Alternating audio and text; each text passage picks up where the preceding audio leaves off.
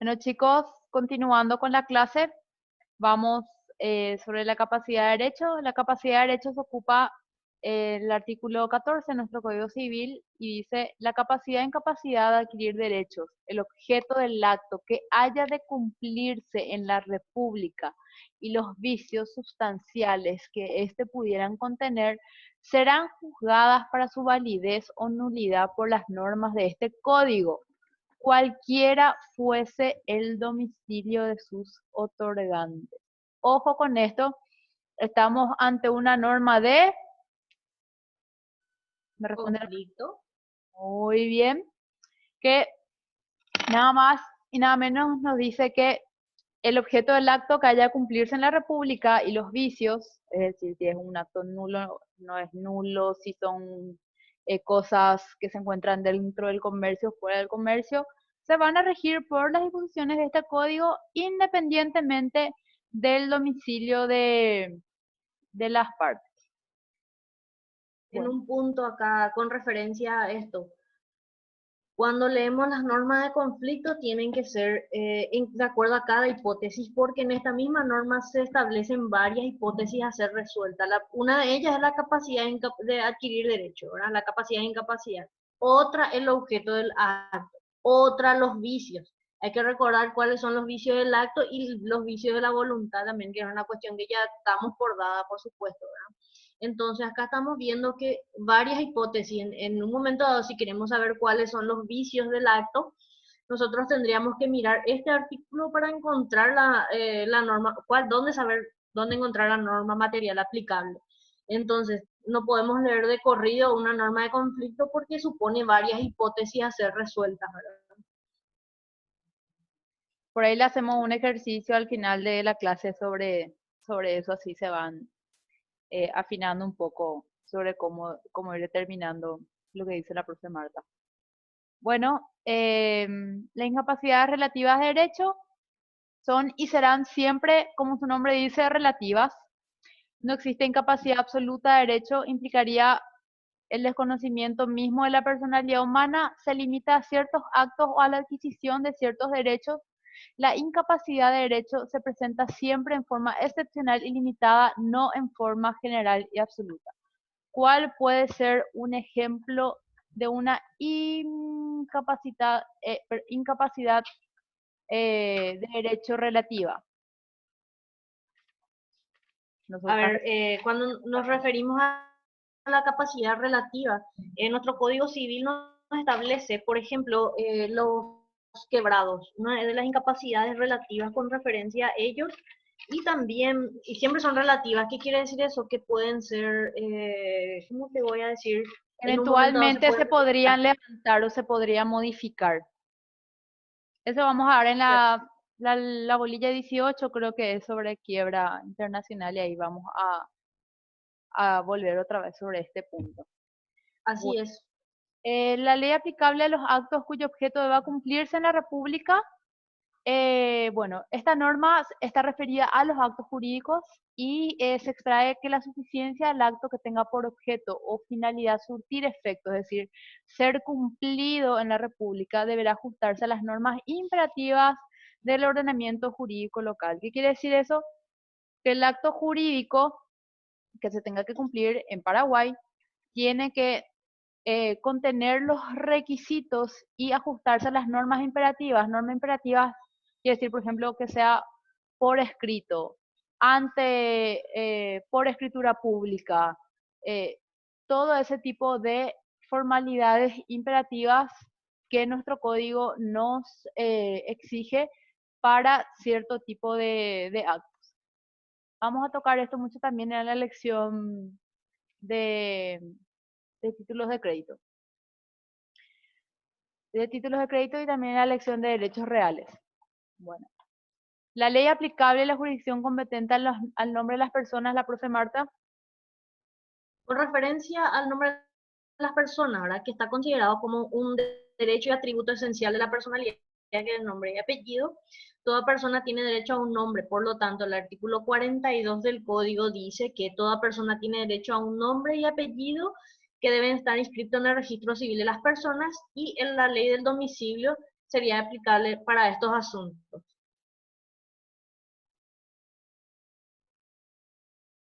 Perfecto. Por consiguiente, si yo tengo algún problema de cambio de nombre, si quisiera hacer supresión, adición o algún tipo de modificación, el mismo tendría que ir a la ley del domicilio de la persona para poder realizar eso. Yo quiero dar ahí un ejemplo muy actual, un ejemplo del día de ayer luego, ¿verdad? Una de las noticias virales que corre con todo este tema era de que en Australia una mamá le puso a sus mellizos corona y COVID al otro. Les llamó, así les puso ese nombre, ¿verdad? Sí.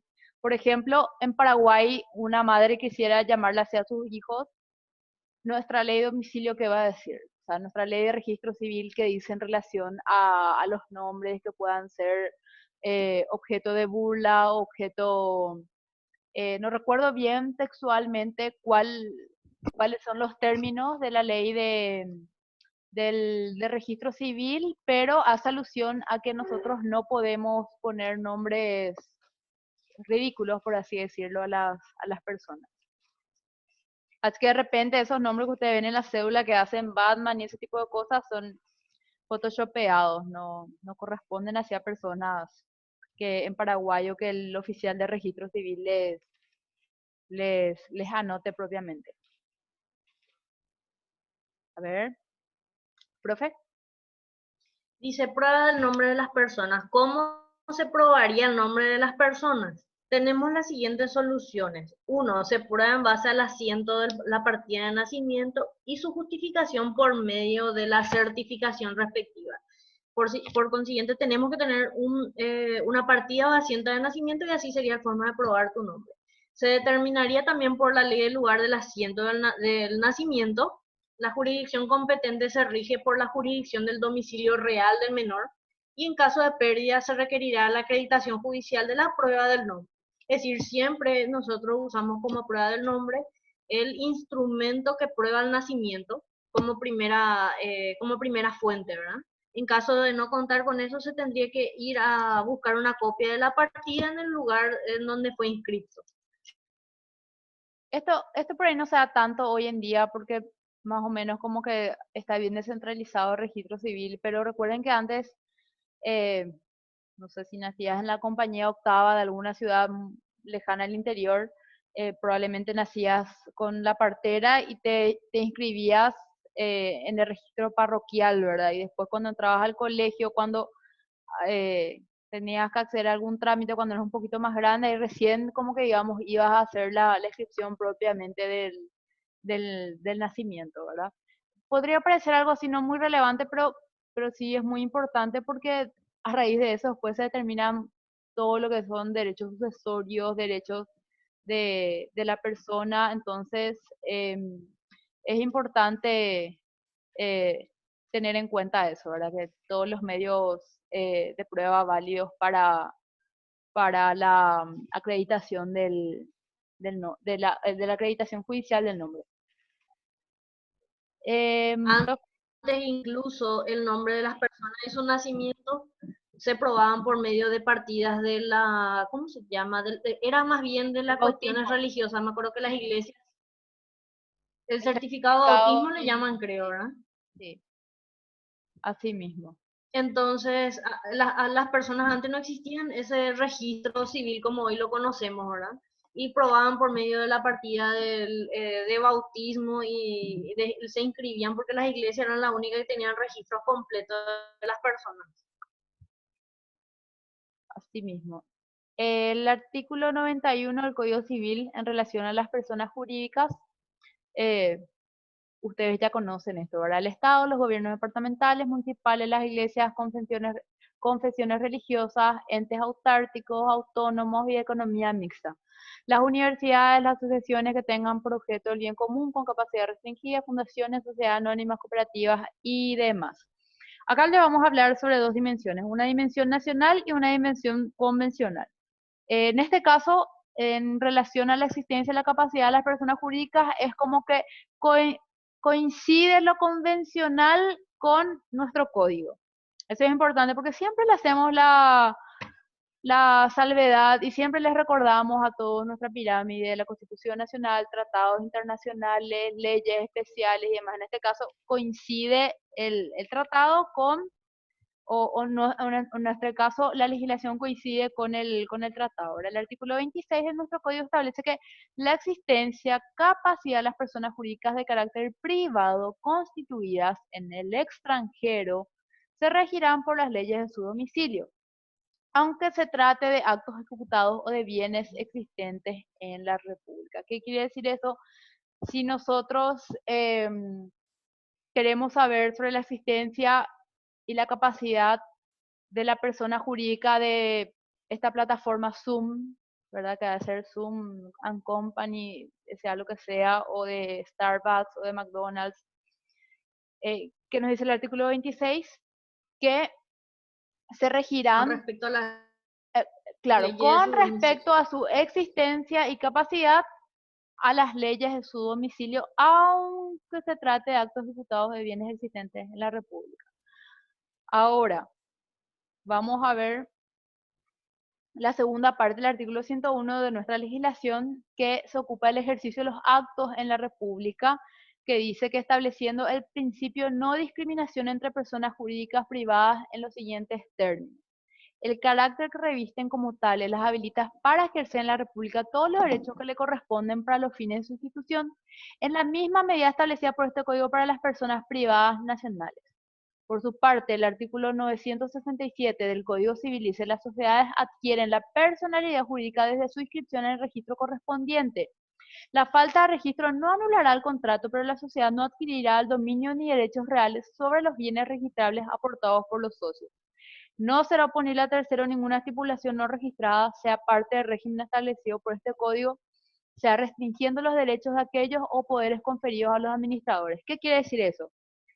Nosotros reconocemos las personas jurídicas constituidas en el extranjero, pero les exigimos la inscripción, que es el primer trabajo que ustedes van a tener como abogados cuando salgan de la facultad.